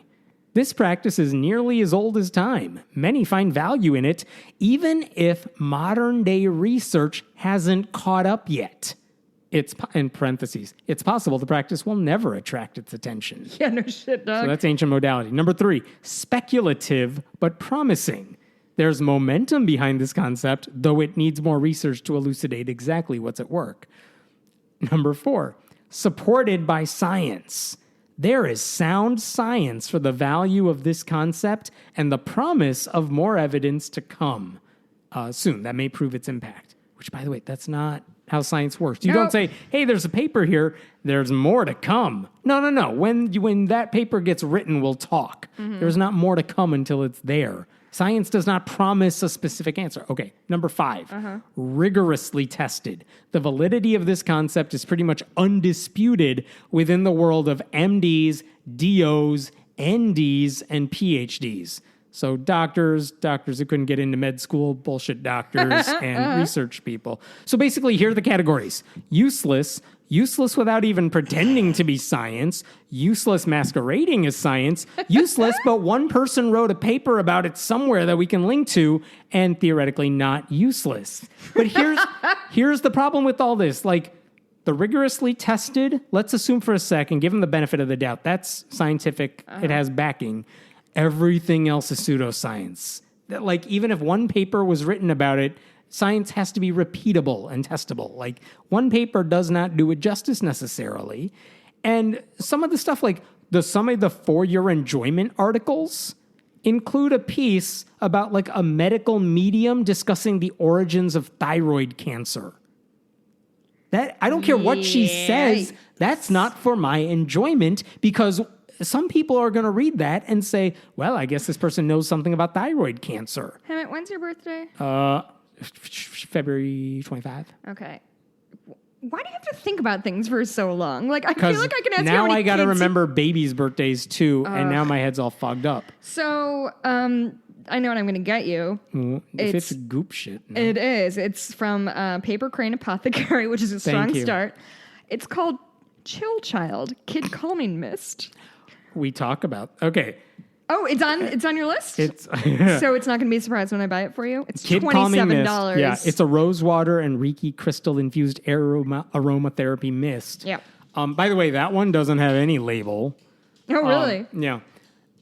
Here's a beautiful way of doing this. Like, Lover's oil. Oh, I'm so into this website. I've never looked. Go ahead. Congratulations on being every other white woman who looks at that site who is their target audience. They sell condoms, 10 pack for $14. That's not bad. What's wrong with them? There's got to be something wrong with them. Condoms we can all feel good about. No, they seem chill. Ooh, condom variety gift set. Ooh, it's a gift set. Grocery. That would be such You know a who weird you shouldn't gift. give it to? Whoever's asking that 136 question. Okay. Yeah, you keep talking. One of the people who's been criticizing Goop forever, who's awesome, is Dr. Jen Gunter, who is fantastic. Is just a watchdog of Gwyneth Paltrow. And she blasted them for this new labeling system, basically saying, like, you are having to go back and point out for these same women that you said you were empowering or whatever, that most of these posts have no science and many were just a joke. The fact that GOOP is retroactively trying to cover their asses in an effort to seem more respectable is the ultimate in medical gaslighting. Nice. Drop that mic, girl. Uh-huh. Cool. So, yeah, GOOP. Man, GOOP, I don't know. Stick to selling $500 blouses. Good. Don't sell anything made out of jade. Do you want one more pissed off? Oh, this is about angry. Jeff Sessions? Not yet. Oh. Texas governor. We'll talk about him in a second. Here's the backstory you need to know to make sense Perry about anymore. No, Rick Perry's doing another thing. No, it's Greg Abbott. Oh. But basically, there's a anti-abortion group called Operation. Is Greg Abbott just Rick Perry when he put on his glasses? I think so. There's like Superman and Clark Kent with alter ego. yeah, except for the right. Operation Save America. Oh no! Oh, I hate it already. They're against abortion, gay people, and Muslims. That's what they do. The guy who Sure. runs it is named Rusty Thomas. Those are definitely the biggest problems with America. Yes. They're really nailing it. Rusty Thomas is the director. This group has basically, there was a Hindu that delivered an invocation in the U.S. Senate years ago. They shouted him down from the balconies. Cool, good Christian values. They also dog. burned a copy of the Quran and a rainbow flag to prove some point. I don't know what it was. But that's who these people rainbows are. are flammable. I don't So Rusty Thomas runs that group. His son, whose name is Jeremiah, is 16, and this is sad. He is in the hospital with bone cancer. Oh, fuck. Yeah, he may not have long to live. Oh, I'm sorry to hear that. Very sad, definitely. So lately, he's been kind of, I don't know how long he has. It doesn't seem like this is a thing that's going to get better. And so one of the things that has happened in the past week is he's gotten calls from politicians where, because he is an activist like his dad, pushes for the same issues. And one of the people who called him up was Governor Greg Abbott from Texas. And Abbott, and by the way, the other one who visited him in person was Dan Fisher, who is a gubernatorial candidate in Oklahoma. He hasn't won his primary yet. Mm-hmm. He's actually ranked like fourth, a distant fourth in the Republican primary. Okay. But he's running for Oklahoma governor. Dan Fisher came to his hospital room. Wow. Both of them promised him the same thing. We are going to abolish abortion completely because it's your dying wish. You're giving me a look. Yeah. Yes. I'm doing my crazy Tegan like again. That makes me uncomfortable on One, many levels. this kid's dying wish is to apparently Not to make die? women suffer. He wants like rape victims. No, make them give birth to their rapist babies. Oh, women who have whatever medical defect. Maybe the baby's going to be stillborn, something horrible. Nope, you can't have an abortion. You can't induce it. You can't have it for medical reasons. Just Greg Abbott said we'll just declare all abortions murder. We'll do the life. Jesus. Fuck. They'll just declare everything personhood amendments, all that stuff. But Greg Abbott is calling this kid and saying, yep, because of you, I'm going to make sure abortion's illegal. By the way, I'm not knocking the kid. I don't care what the kid says. No, the kid is the not kid the is a bad guy kid. here. But Greg Abbott to call him and Dan Fisher to go to his room and say, because of you, I'm going to make sure women don't have equal rights, and I'm going to make sure they suffer, and we're going to make abortion illegal. By the way, in a way, if it doesn't happen, because there will be opposition, even some Republicans will oppose all restrictions. I just then Greg Abbott lied to the kid, which is a whole different story. Like, I promise you I'm going to ban abortion. Well, you're not. Well, but even if you restrict it to the point... What about my dying wish? I could be dying. He doesn't know. Yeah, what's your dying wish? To not have abortion restrictions? To outlaw Greg Abbott. That too. That could be done. Maybe. I think we're living in this moment that like is really showing everybody for who they are and what they truly believe. And like it's all over the internet. This is not an original thought, but the people who are like, "Oh, all lives matter," are like, are you sure? Because they don't seem to care about brown kids. Right. What was the Fox News this morning? Like, well, these kids are from Central America. They're not from Idaho. Oh my God, like, suck my dick. Puerto Rico is in the country. Flint is in the country. You don't care about them either. No, but space traveling. What's the thing called? Space Force. Space Force. Okay. I just can't right now. Last week we talked about, or maybe 2 weeks ago, Ireland is moving in the direction of human rights. Yes. And they're fighting for rights and freedom for women to be able to control their bodies. Yeah. And here we have in Texas, the leadership promising to move in the other direction. And they're trying to do it emotionally by, having a dying kid that they're using as a prop, basically, to do all this. Okay. Don't do it because it's the right thing to do. Do it because this kid is dying. It's just the political stunt of the worst kind. And here's what. So Mikey, my husband and I have talked about having kids in the future, and it's just this thing that I've been sitting on about what are the responsibilities? What does it mean for my life? What does it mean for a kid's life? How would I pay for it? How would it get cared for? Would I be a good mom? And I think about it nonstop, and I it's not even in the direct future. To me, having a child is such a major responsibility and obviously a lifelong commitment, especially for a household where we're both working. And Right. what does that mean for childcare during the day?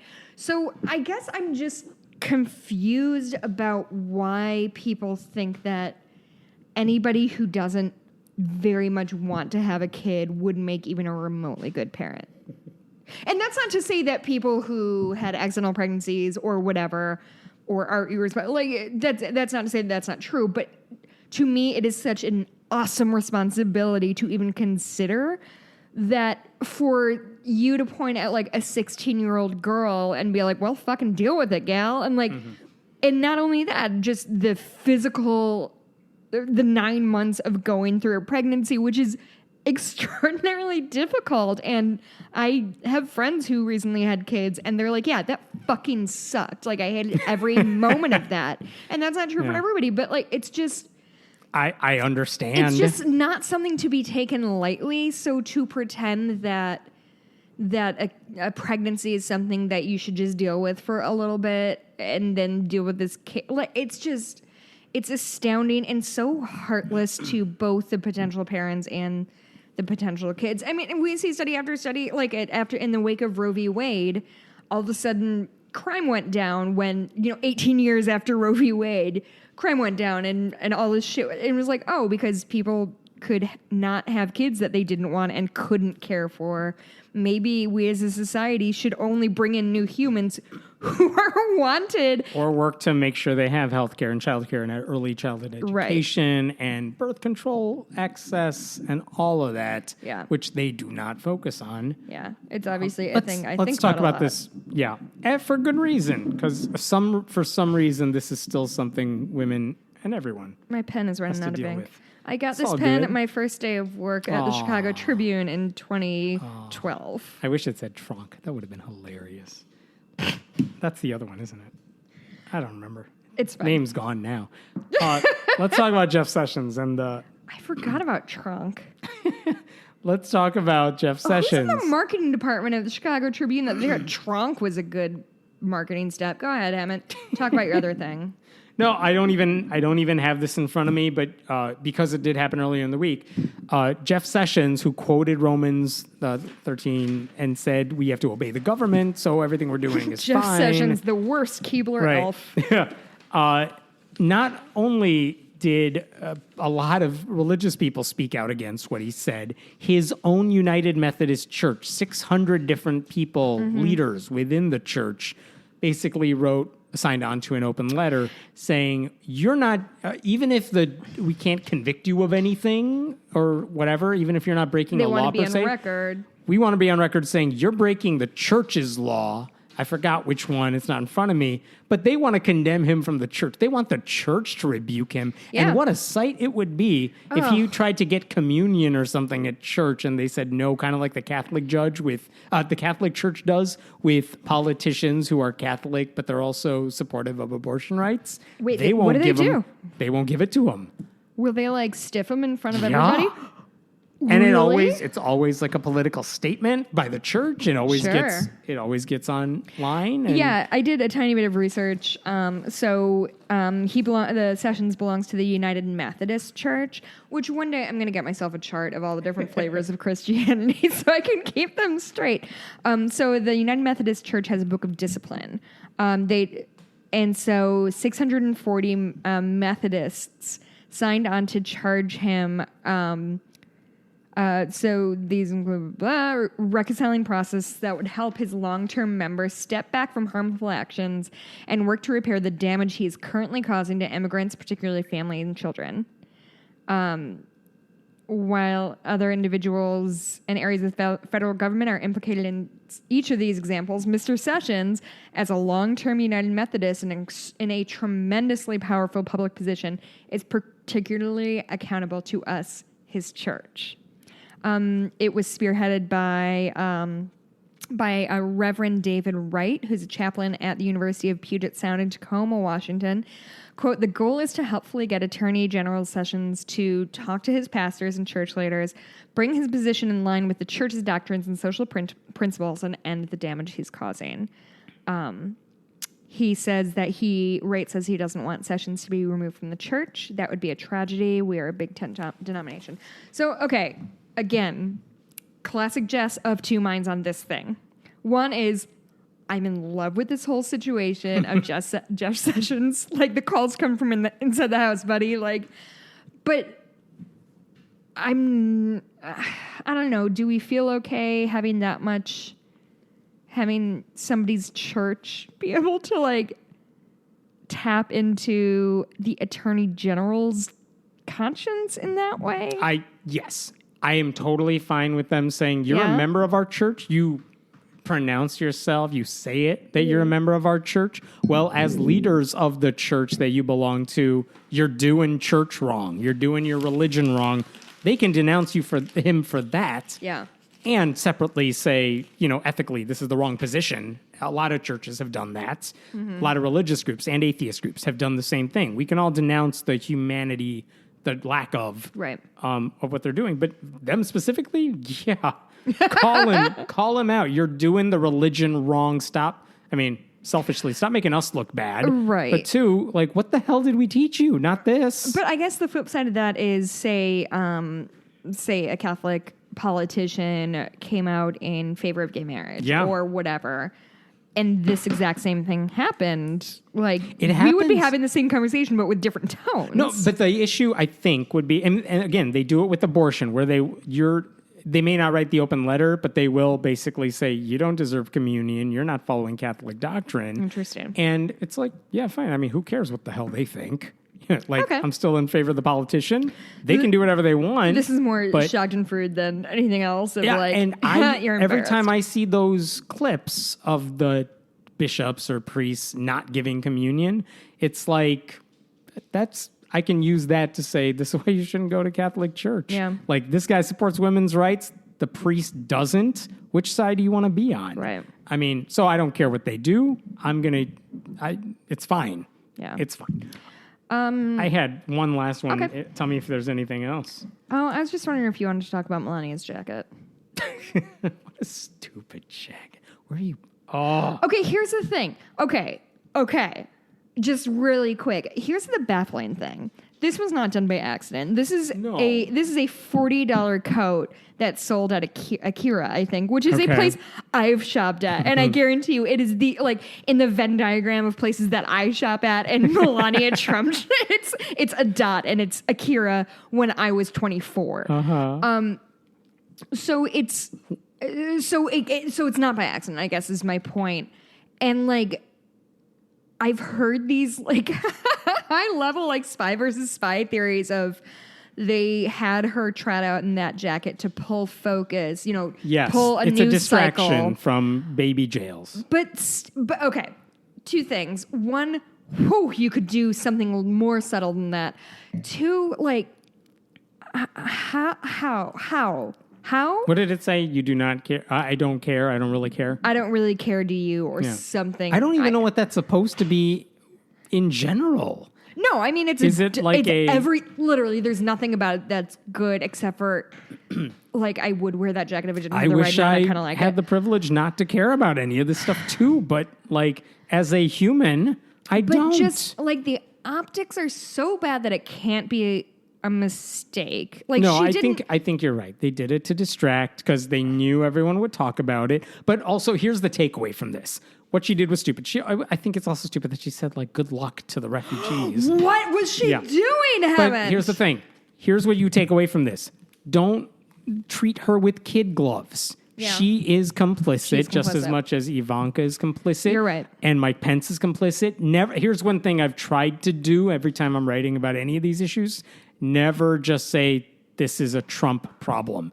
It's a Republican problem. You're right. It is every single person associated with this party is part of the problem. Yeah. Because unless you're leaving like Steve Schmidt did this week, just saying, this is my party, Which I'm good leaving for it. him. Yeah. It's one thing to denounce them and say, this isn't the party I grew up with or something, or this isn't the party I used to be a part of. Right. But like, no, leave. Or say, I'm going to vote with the Democrats until you stop being crazy. There's so many things they could do without giving up their conservative resume, but they won't. No. So screw it. Here's the last thing I wanted to bring up because it was a big deal when it happened, I think. And the story has to do with Maajid Nawaz, who is a former Muslim terrorist who is now on the side of reform What? and is now working to reform other people because he kind of understands where they're coming from, how they use the Quran to manipulate people. So other Muslims? Extremists. And he's trying to, bring them on the right side. He has an organization that he uses to do all this too. A couple of years ago, the Southern Poverty Law Center, which does all the hate group labels, they put him on a list of anti-Muslim extremists. And they put him on. They also put Ayaan Hirsi Ali on that list. Anti-Muslim.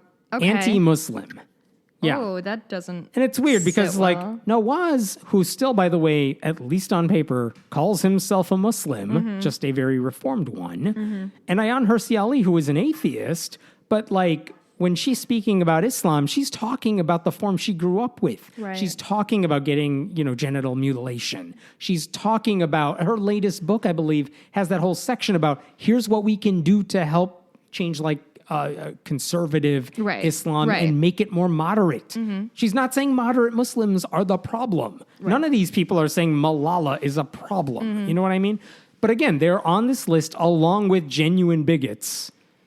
A couple not years great, ago, guys. Yeah, Southern Poverty Law Center. What are you doing? Get it together. So this happened a couple of years ago, and the reasons they put him on the list for was also strange because, like, what are you possibly going to say?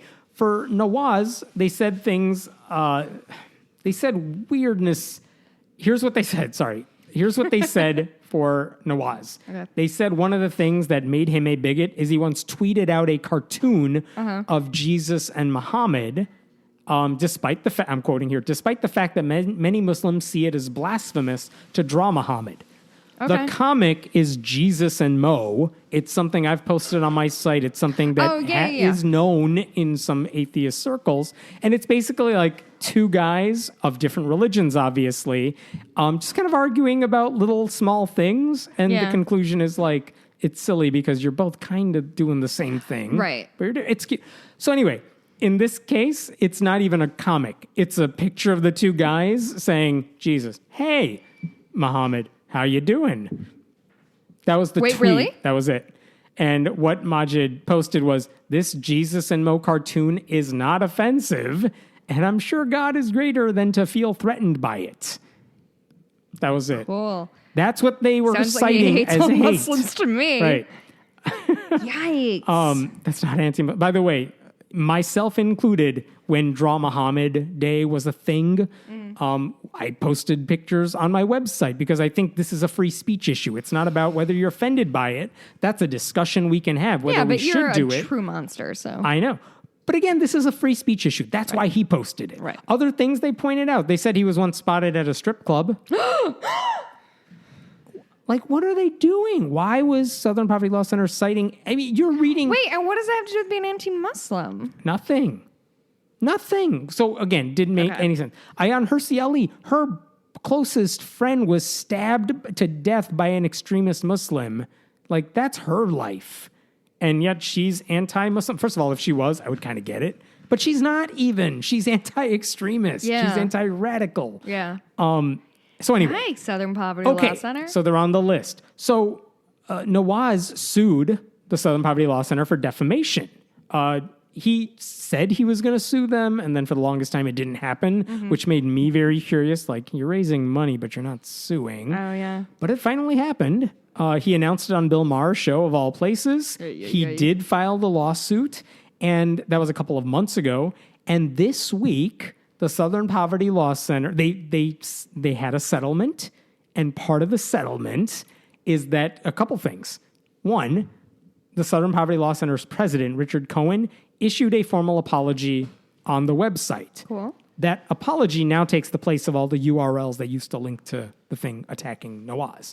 In it, he said, quote, after getting a deeper understanding of Nawaz and his organization's views, and after hearing from others for whom we have great respect, we realize we were simply wrong to have included Mr. Nawaz and Quilliam, his group, in the field guide in the first place. That's good. Fine. He also added, they are most certainly not anti-Muslim extremists.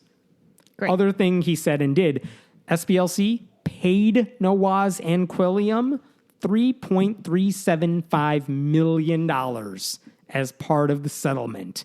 And what Cohen said about that is this money is to fund their work to fight anti-Muslim bigotry and extremism. It was the right thing to do in light of our mistake. We offer our sincerest apology to supporters. There's some other stuff. Holy shit. All right. So one, someone want to defame me? Bring it. Yeah. One thing that I was curious about, Ayaan Hirsi Ali never sued. She never really talked about it. And maybe she was weary of trying to draw more attention to the fact that she was on the list at all. She didn't get anything from this. She wasn't a part of this conversation. And while the entire list has been taken down, there's no apology from SPLC for Ayaan Hirsi Ali. Interesting. Yeah, I don't know what's up with that. My attempts to get an answer to that went nowhere. But I don't know what the deal is. I don't know why she didn't do what he did. Can I see all the people who say mean things about me on iTunes? That's just me. So that you got me. I win. That tickled me. So that's one thing. And by the way, the New York Times did a profile of Nawaz like last year or earlier this year. He even said being on that hit list, which is what he called it, because Muslim terrorists might use it to try to attack people. Sure. He said it also compromised funding for his group. I mean, he's been talking about this forever. Yeah. In the past couple of years. It has very real consequences. Yeah. I would still, this is not a conspiracy theory. I would personally like to know what he did with the money because he raised a ton of it. I don't know how much he raised. I don't know how much went to laurs. Oh, for the I lawsuit, don't know where it's going to go now that the lawsuit's over. Yeah. I would like to know that as someone who is following this. So that's one thing. Here's the flip side to all of this. Yeah. This happened early in the week. Since then, a lot of right-wing groups, religious right groups, have been cheering on what happened because they hate the Southern Poverty Law Center because the Southern Poverty Law Center calls them hate groups. And they're like, you know what SPLC did? They apologized for including this guy. We're still waiting for our apology. Well, we're still waiting for you to not be a hate group. And we all have goals. This is the thing. Two of the groups in particular that basically said no one should trust the Southern Poverty Law Center, which, by the way, I was pissed off at them too. I would encourage people, don't give to them. Don't donate to them. Unless I think they still owe Ayaan Hirsi Ali an apology. I'm waiting for that too, but I wouldn't give them money right now. Mikey, have we given money to the Southern Poverty Law Center? I feel like we keep getting mailings from them. We're on their mailing list for sure. Also, if you're hearing noises, it's because my husband is making himself a 9:15 dinner. And so that's what's happening in the background. Alliance Defending Freedom was one of the groups that was like, we want our apology. But on their page on the SPLC's website, they quote the things Alliance Defending Freedom leaders have said that justifies why they called them a hate group. And again, here's the thing about the hate group designation.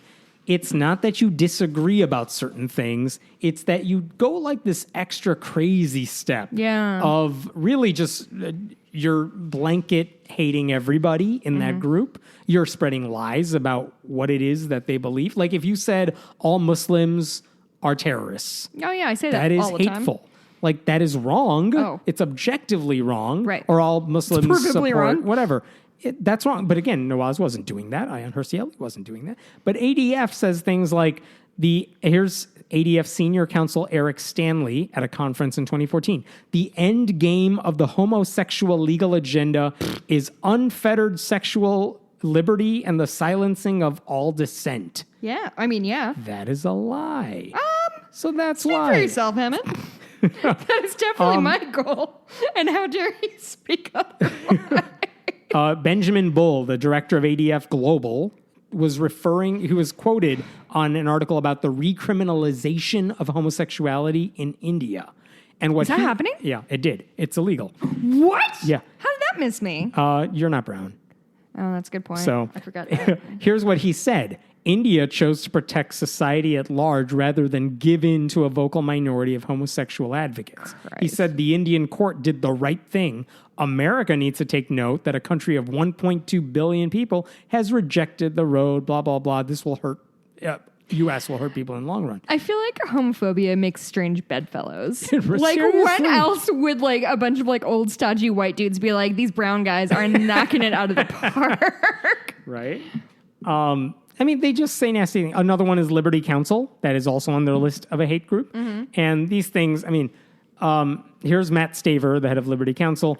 If you ultimately promoted same-sex marriage and everyone started to go towards same-sex marriage, You're doing I'll pause sarcastic there. head. I'll pause there for a second. Evan's doing sarcastic gestures. Everyone is not starting to go to same. Okay.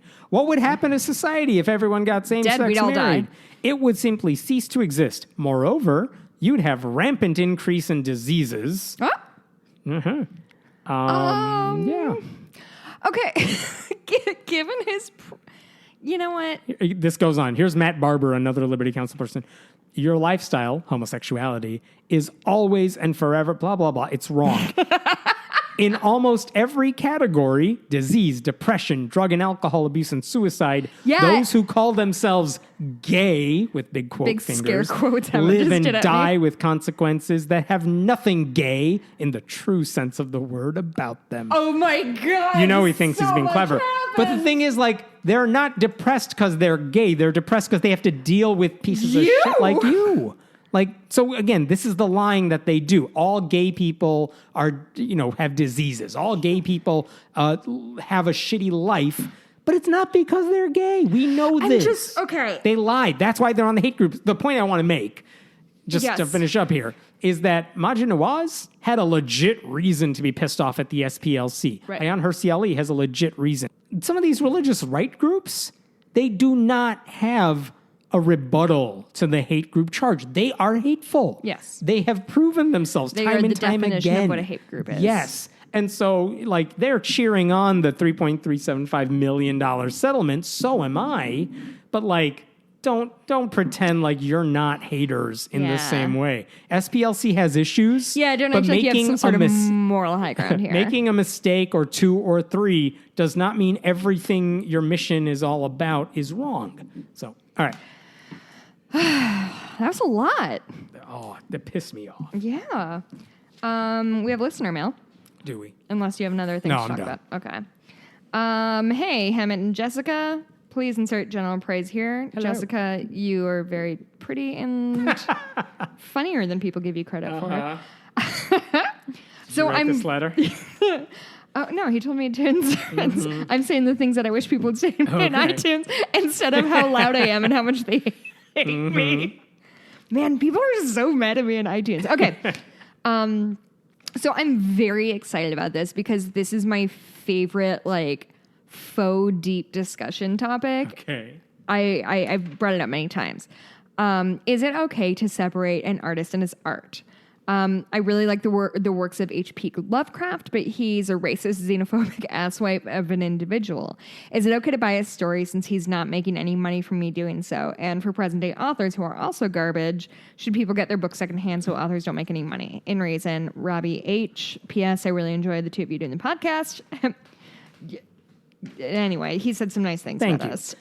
So can you separate the art from the artist? So this is my favorite, like, moral quandary. It really is. It's like my thing. If I like have one too many glasses of wine, if somebody's near me, this is the thing I'll yell at them.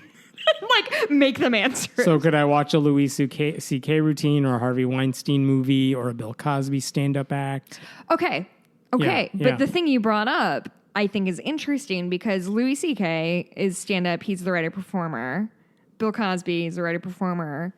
And I'm not. Yeah. Oh my God. And Harvey Weinstein's the producer. I cannot be more clear about this. Right. Harvey Weinstein's a monster. But he is not the artist. He was the producer. Okay. He was the money. Okay. And so so let's exclude him from this conversation. Yes. So I want to think about this on a couple levels. I think there is one level that is, so you're Woody Allen's. Woody Allen is the writer-director. He is the spearhead, right, of this project. Hence why all of his movies are about creepy old dudes trying to fuck younger women. And then the other is your Kevin Spacey's, that he's an actor and he's a monster. But does that mean I can't watch my favorite movie 7 anymore? And I will say I don't know. I really don't know. This is a very real sort of moral. So most recently, and I'm actually going to bring this up later for my happy thing, Jeffrey Tambor. Mm-hmm. Who is an asshole, and he made Jessica Walters cry, and fucking how dare he. Jessica Walters is a treasure. He was an actor on Arrested Development. If you haven't watched it, Jessica Walters played his wife or estranged wife, and he was a monster during on set, and is by all accounts an asshole of a dude. Arrested Development is an incredibly funny show, and it also represents and this is what we were saying around Roseanne. Roseanne said some garbage things, and that show got canceled, rightfully so, but that also negated the work of hundreds of people. The writers, the actors, the producers, the people who work on the set, who, they're not creative people who are going to pick, they're just union dudes who, are trying to light Roseanne. Not to discount what they do. Anyway, so my answer is I don't know. But I always want to try to get closer to figure out what is worth cutting out your life. I think the H.P. Lovecraft thing is really interesting because he's dead. So it's not as if he's, like he said, gaining money on it. My other thing is also his estate might, but his estate doesn't necessarily represent H.P. Lovecraft more. And the other thing, so Gene Kelly is my favorite actor / choreographer. He's a golden era Hollywood, Singing in the Rain. You'd know him if you saw him. I think he was kind of an asshole, but because he died in, I think, the 1990s, I don't have to go on Twitter to see him say, oh, women should stay in the home. So I can kind of separate myself from, I think he was sort of a dickbag. In fact, I know he was. He made Debbie Reynolds cry. I'm really done with men making women I love cry. But I don't know of all of his really horrible opinions. So can I turn a blind eye to that and still watch Summer Stock, which is one of my favorite? You know what I mean? What do you think? Have I stopped talking yet? No, it's all good. I would not. I don't have the same emotional connection, I think, to a lot of the stuff. Sorry, to the point you don't where have the same emotions. Yeah. It doesn't bother me as much as I think it bothers a lot of people who I read talking about this stuff. Mm-hmm. So I would still listen to the Louis C.K. routines because they still crack me up. Uh-huh. I would still watch the shows featuring people who I know have done horrible things. Uh-huh. But I would go into them knowing all that. And I would when I'm thinking about it and I'm analyzing it in my head, I don't separate it. Yeah. It's there for me. It's oh, Bill Cosby did this thing. Here's what he did in the comedy world. Here's what he did on television. Here's the stuff he supported. Oh, by the way, every time I think about it, I'm thinking about all those other horrible things he did. They go together. I don't even think, when you're talking about, are you going to buy anything from them? Because it's giving them money.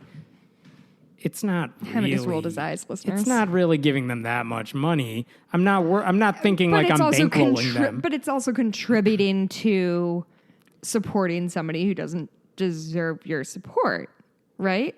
Don't you think fractions of a penny sort of thing? You vote with your dollar, right? Sure. If you want to make sure people like Louis C.K. don't get another $1 million TV show contract, part of what you do would be not watch his shit and not buy it, right?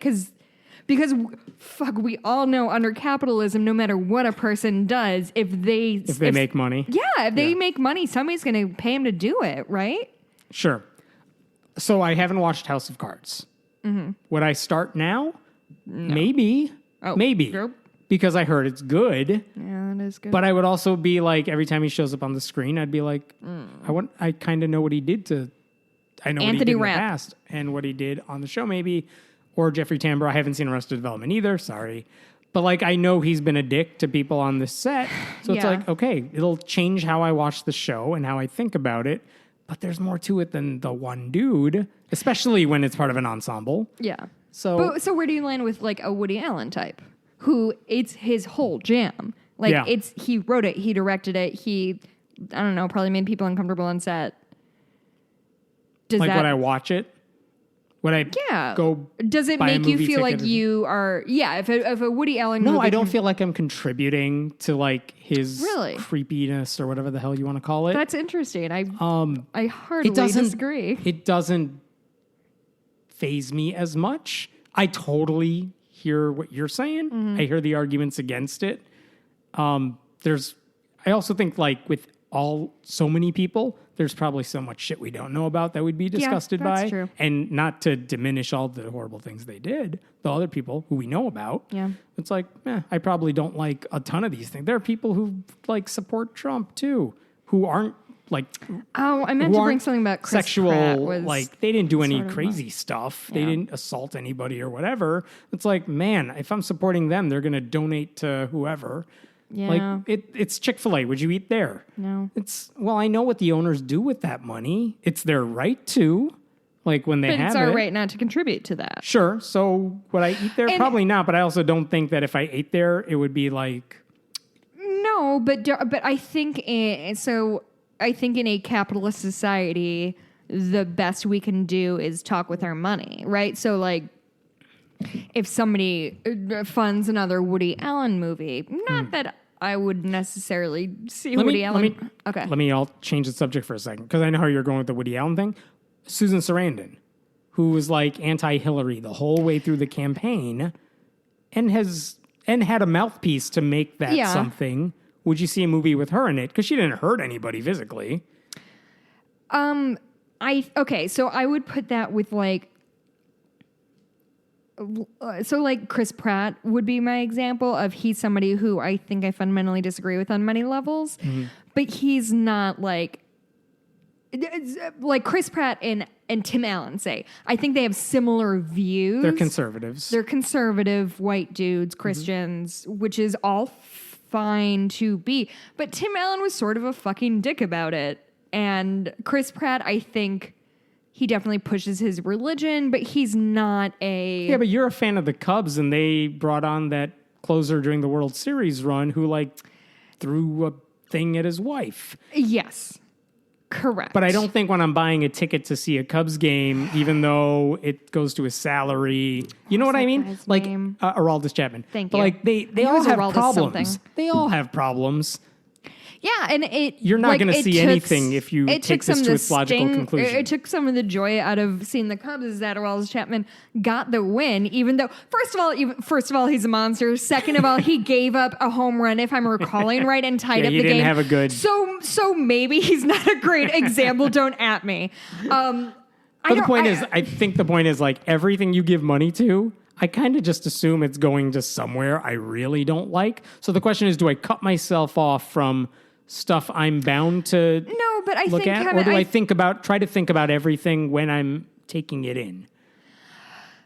But I think there is a something in between, because it's not a binary choice, right? It's not see nothing because any money you spend is going to go towards an asshole. And it's not see everything indiscriminately. I think I just think it's our responsibility as consumers, because we have so little control, all things considered, which is I think a lot of people have trouble with. The best thing I can do is say, okay, well, if Jeffrey Tambor is starring a movie, I'm going to choose not to see it, because that's the only way I can say to the studios, obviously not me, but me and us, the collective, we're not going to support, if you're continuing to give Casey Affleck or whomever work, we're not going to support you on that. And that's, what other control do we have? And I'm not saying that's control, but at least it makes me feel like I'm so contributing to better things. This is not nearly on the same level. I bought Kim Davis's book so I could write about it, and we talked about it on free here. Copy. Nope, I bought that thing. I've bought tickets to the Creation Museum. I didn't go inside Ark Encounter, but I would have if I had time. But like, why? Because it's like, yeah, I'm giving them money, but I think I can do more with my knowledge of what's in here in the long run. Yeah, but you're speaking to somebody with a platform. Yes. But if I'm watching, let's say, a Casey Affleck movie or something, it's like, okay, now that I know what it's about, and now I can speak to how his role affects it, or if I'm talking about it, or it gives me the ability to put this in some more context, I think you can usually do more good than not. I think you can do more good. I think anybody. I think not just because I have a platform. I'm saying like, if anybody's going to go see a movie or something, but they're going to talk about it with their friends. Yeah. They're going to tell their friends whether to see it or not. And when you've seen it, when you go to see, you support your team that has a problematic person, maybe different story there. Yeah. I mean, it's all... But I think there is more value you can get by seeing it, putting in more context and talking about it, which is hard to do when you're just saying no to everything that they've done. I don't think you could separate the art and the artist, going back to that question. Oh, yeah, sorry. But sorry, Robbie. I think you got to take... a little. I think you just take them in as one. But, I mean, I don't know. There are some people that I think I would have a hard time watching or listening to because I know they're problematic. There are people online where I'm like, I'm not going to link to them. Yeah. Because I know they have problems. I don't want to support them. I might watch their videos on YouTube, just to name one example. Mm-hmm. I might watch some people's videos on YouTube, but it doesn't mean I'm going to say, hey, you should all go watch this. Yeah. I kind of I want to know what you're doing. I want to keep tabs on it. And I think it's a valuable skill to be able to think in shades of gray as opposed to black and white. Yeah. And so I think... Moral of the story, I'm a total hypocrite on all of this. Yeah. I thought you were going to stand your ground a little harder, buddy. None whatsoever.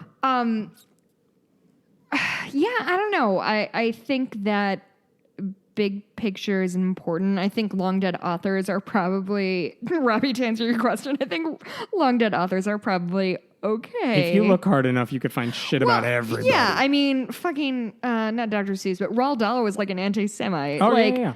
Mr. Rogers and then everybody, he's fine, everyone else. Right. I think if you look too deep into anybody, they're going to disappoint you. I think this is me talking to me, I think if you find something valuable in what they did, good. If it makes you feel uncomfortable here's the thing, here's the end of it. If you don't enjoy it, then absolutely don't. If you're reading H.P. Lovecraft and all you can think about is, I don't know, what was he anti-Semitic? What was his job? He's a xenophobe. Well, yeah, I mean, who the fuck isn't a xenophobe in the 19th? 40% of the country, apparently. It is honestly, like, if anybody ever meets me... I wouldn't block them on Facebook, but to the people who say I'm not going to... I understand the people who are like, I'm not going to date a Trump supporter, which has been in the news this week. But I also don't know that blocking... I'm so obsessed with that fucking storyline. Oh, I love it so much. I guess the moral of the story is, if anybody ever meets me, buy me a glass of wine, and then we can yell at each other about separating the art from the artist, because it's my, I'm going to find the answer someday. It's my moral quandary. All right, we got to wrap up. God, this has gone long. Happy things, Hammond. I've got a couple. Here's mine. My website's been the same forever. We're finally going to overhaul it. Oh, really? It'll take a little while, but I have a template. It looks good. We're just working out the kinks. That's really exciting. Yeah, it'll be nice.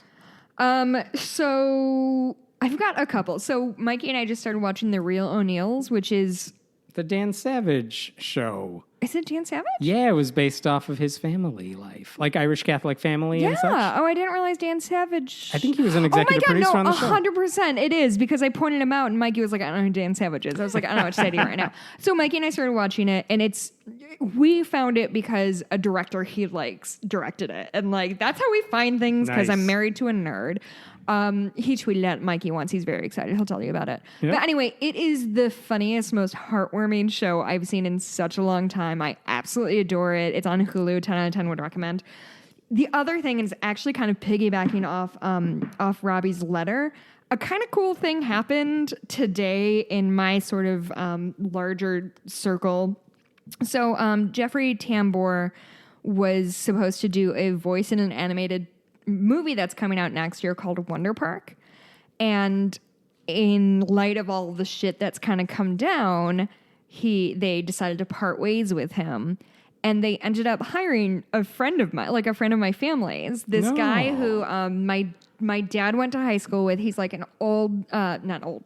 He's a Second City dude, like extraordinarily funny. He was in Armageddon. He was in Home Alone. His name's Ken Hudson Campbell is his stage name.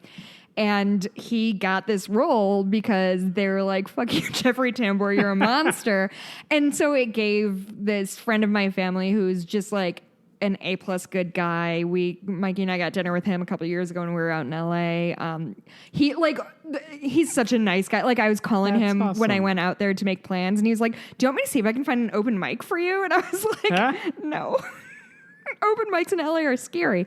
Anyway, it just filled me with a lot of joy that men are seeing consequences of their garbage shit, and the fact that like good dudes and not like, you know, the Jeffrey Tambors of the world get to kind of reap the benefit of that. And he's super talented, and I hope this is the first of many great things to happen to him. That made me super happy. Awesome. Also, I forgot last week. Saturday, so Hemet and I recorded Friday. Yeah.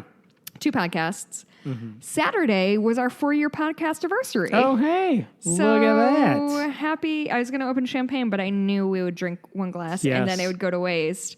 That's so awesome. Cheers, Yay, buddy. Cheers. Here's to 4 years. Woo. It's been fun. It's been 4 years. It has been 4 years. Thanks for listening, peoples. 4 years. You could say like one nice thing.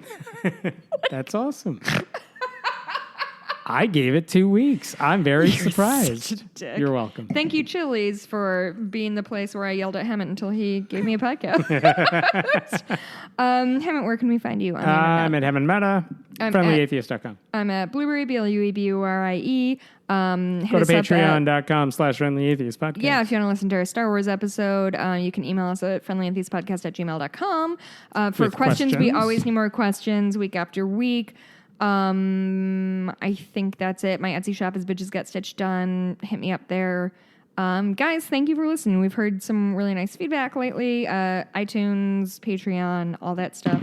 Thank you, and we'll talk to you next week. Bye.